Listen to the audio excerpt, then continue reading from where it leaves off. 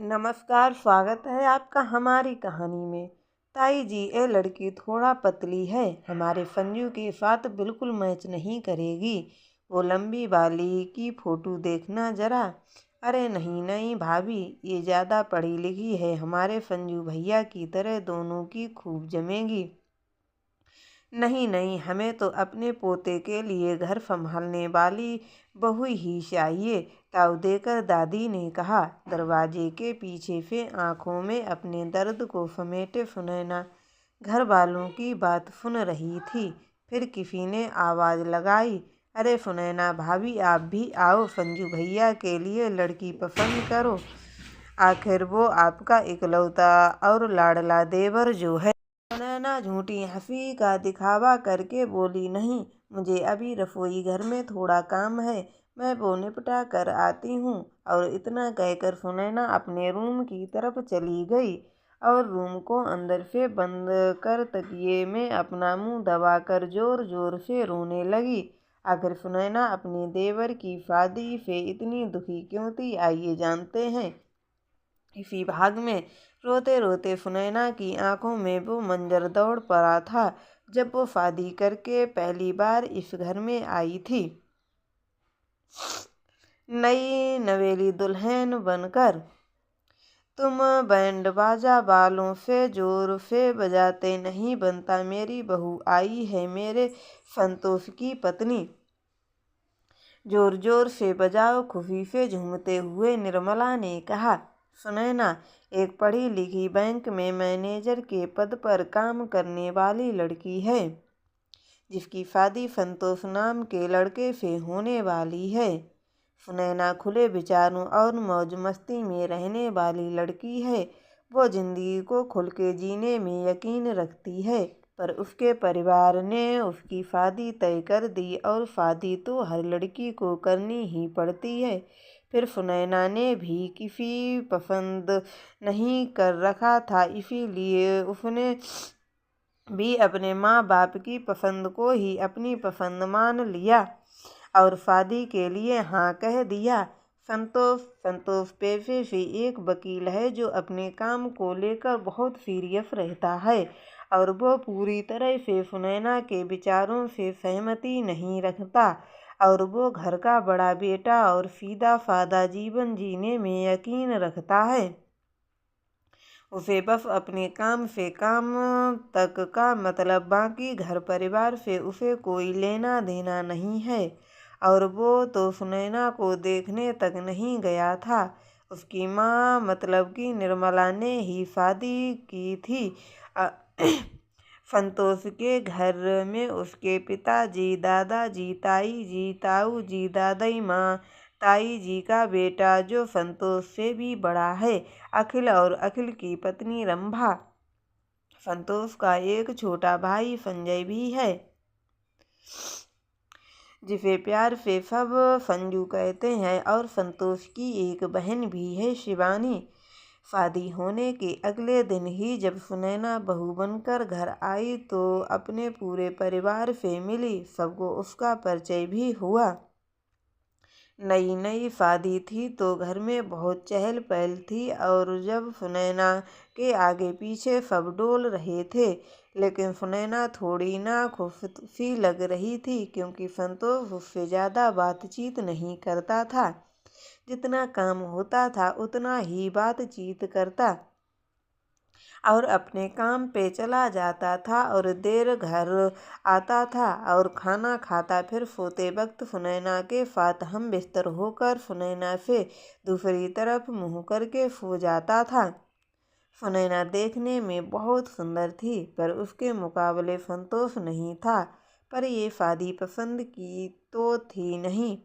घर वालों ने जो पसंद किया दोनों ने भी हाँ में हाँ मिला दिया, पर अब सुनैना को अपने फैसले पर बहुत पश्चाताप होने लगा था, क्योंकि संतोष सुनैना को कहीं घुमाने फिराने तो दूर, उससे कभी प्यार भरी बातें भी नहीं करता।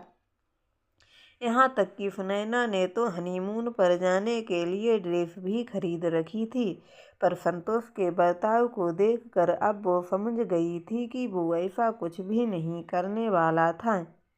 सुनैना को अच्छा ससुराल और अच्छे स्वभाव का पति तो मिला, पर पति का प्यार उससे सुनैना वंचित रह गई थी। इसीलिए सुनैना को अपनी जिंदगी से शिकायत तो नहीं थी, पर खुश भी नहीं थी, क्योंकि एक औरत की जिंदगी में सबसे ज़्यादा ज़रूरी उसका पति होता है।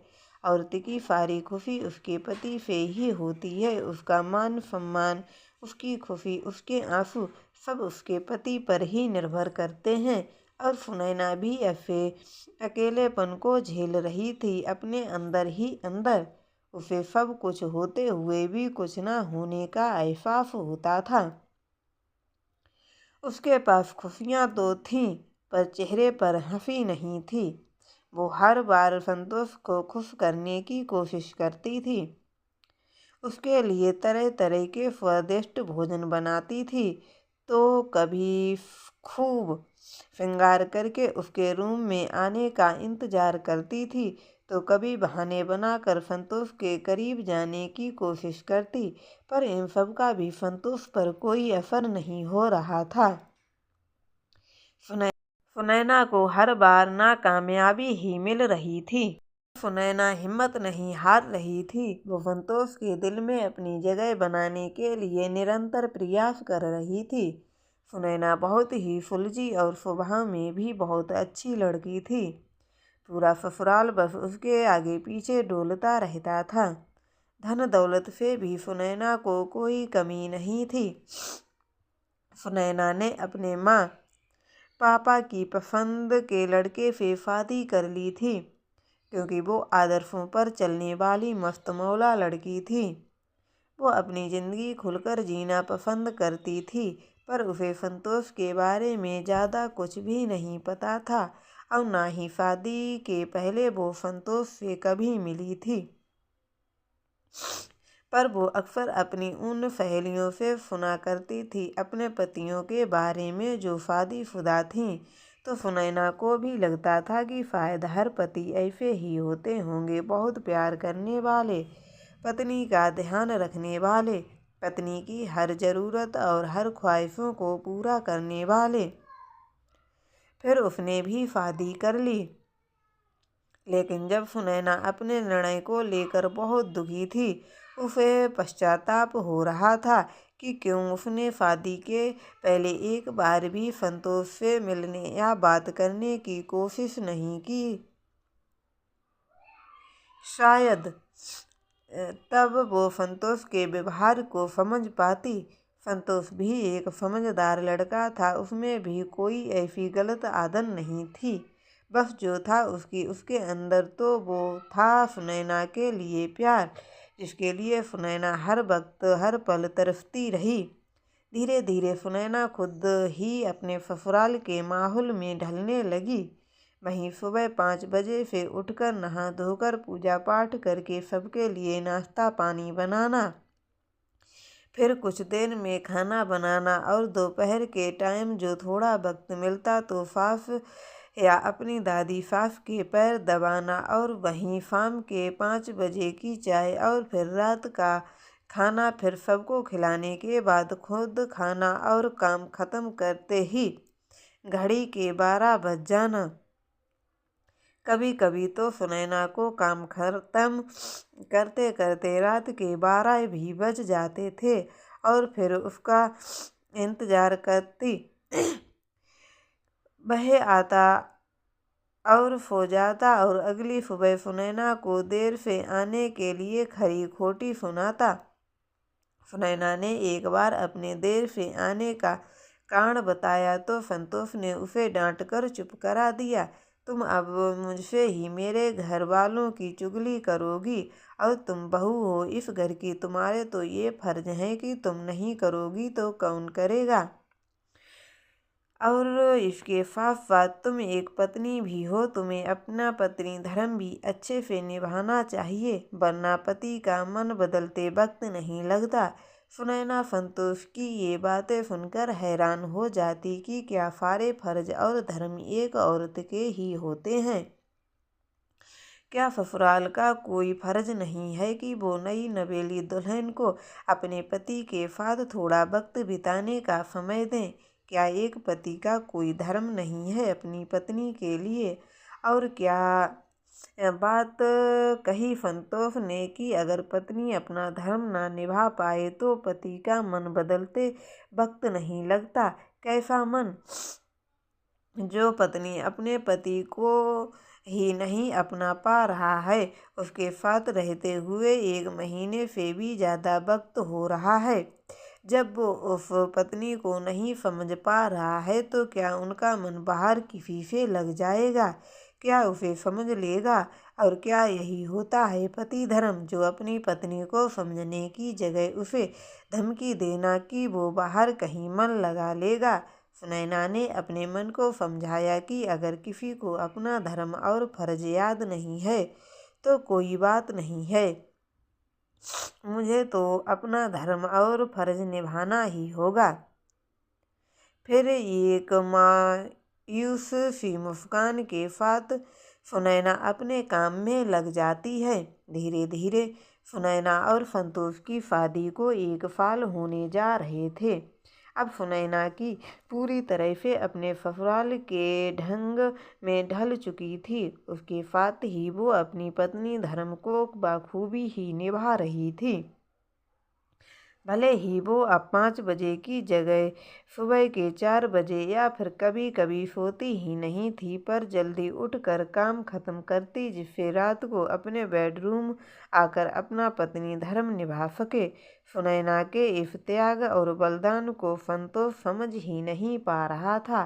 शादी के 1 साल बाद होने भी उसके कभी सुनैना से प्यार की से बात या उसका हाल नहीं पूछा। जब भी कभी शहर से बाहर जाता तो घर में सबके लिए बहुत सारे गिफ्ट्स लाता, साथ ही सुनैना के लिए भी महंगी साड़ी और गहने लाता।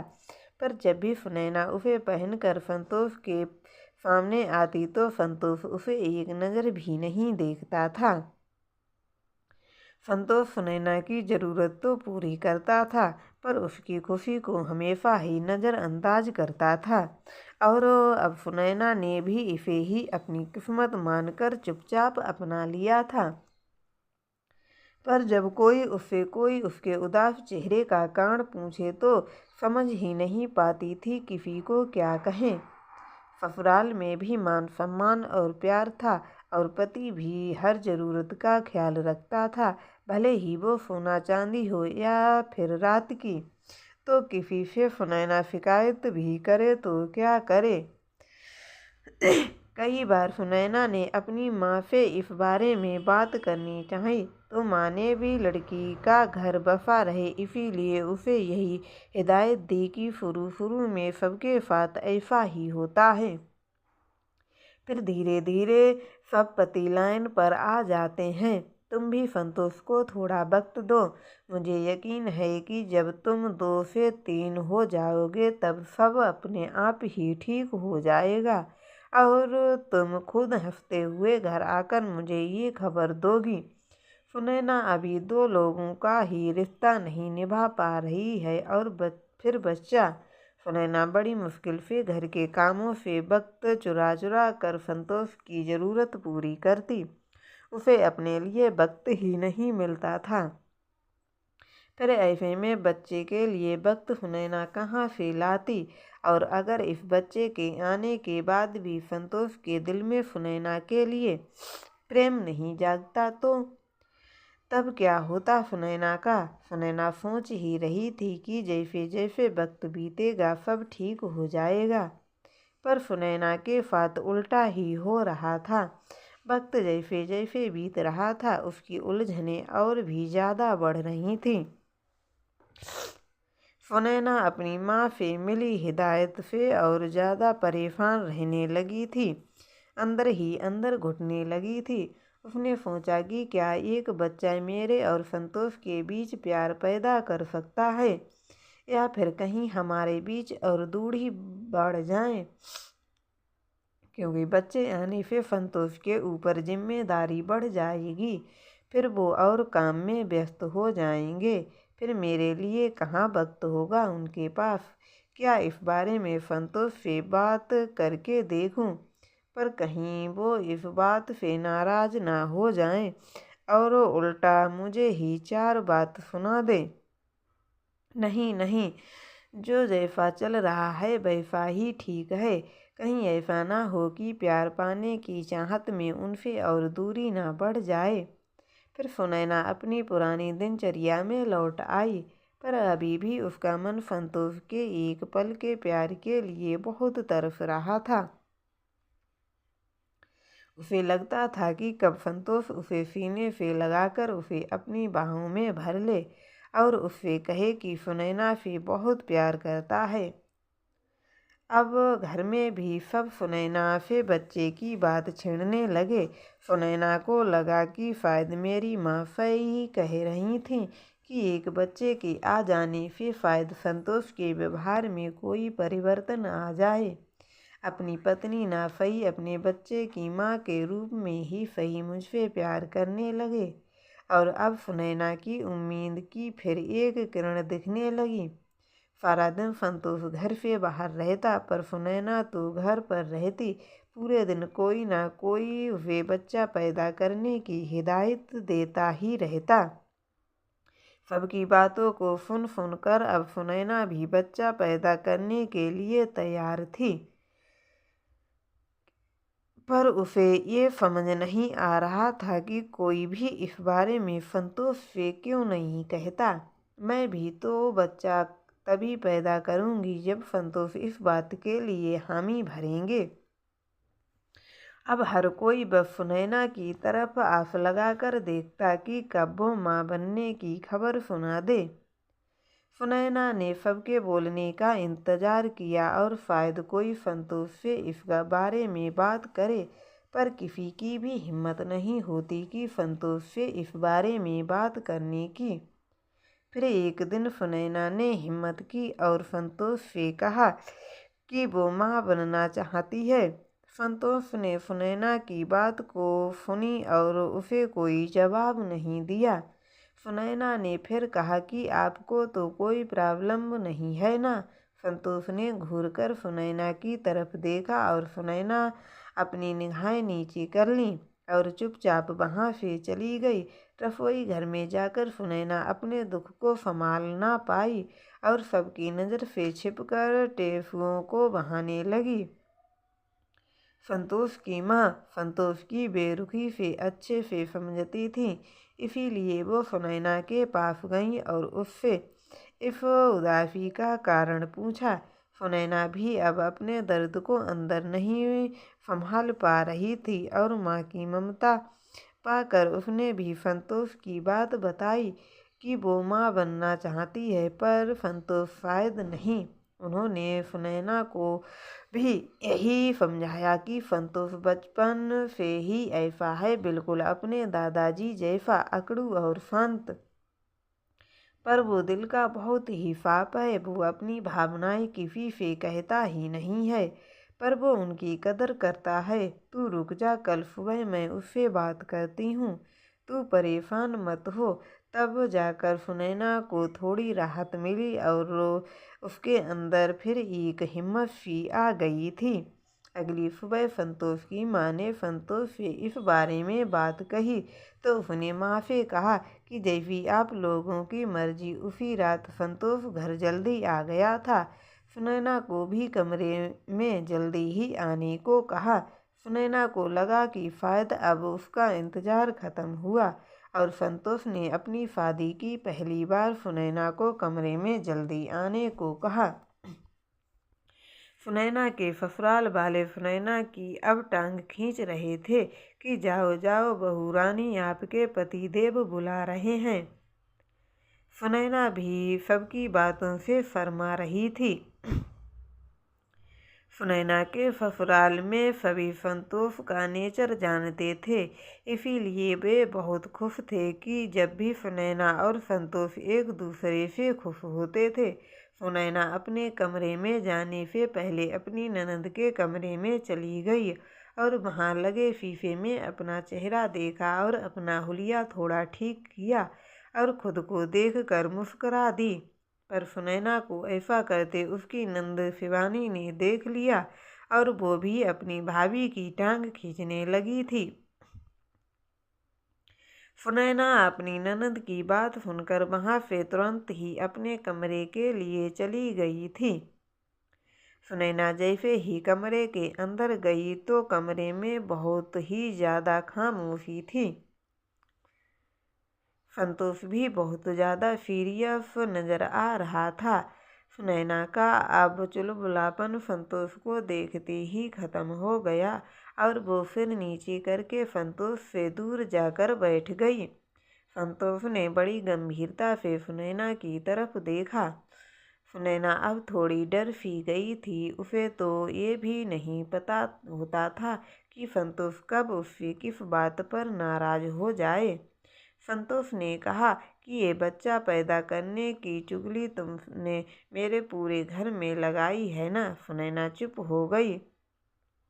संतोष ने कहा कि देखो, मेरे पास बहुत काम होता है ऑफिस का, और बड़े भाई होने के नाते बहुत कुछ फर्ज हैं मेरे भाई बहन के लिए, और बड़ा बेटा होने के नाते माँ बाप साथ ही इस घर के। तो तुम्हें माँ बनना है तो मुझे कोई दिक्कत नहीं है, पर तुम मुझसे कोई उम्मीद मत रखना कि मैं एक बाप की तरह उसका ध्यान रखूं। हाँ, मेरी जो जिम्मेदारी होगी उसके लिए मैं ज़रूर निभाऊंगा, पर वक्त नहीं दे पाऊंगा। अब अगर फिर भी तुम्हें बच्चा पैदा करना है तो आज रात शादी वाला जोड़ा पहनकर बिस्तर पर आ जाना। और हाँ, मुझे लड़के बहुत अच्छे लगते हैं, तो तुम मुझे लड़का ही पैदा करके देना। और फिर बिना सुनैना के मन की बात जाने वो अपनी बात पूरी करके कमरे से बाहर चला गया और सुनैना वहीं बैठ गई। तो दोस्तों, आपको हमारी कहानी कैसी लगी हमें कमेंट में बताएं और हमारे चैनल को सब्सक्राइब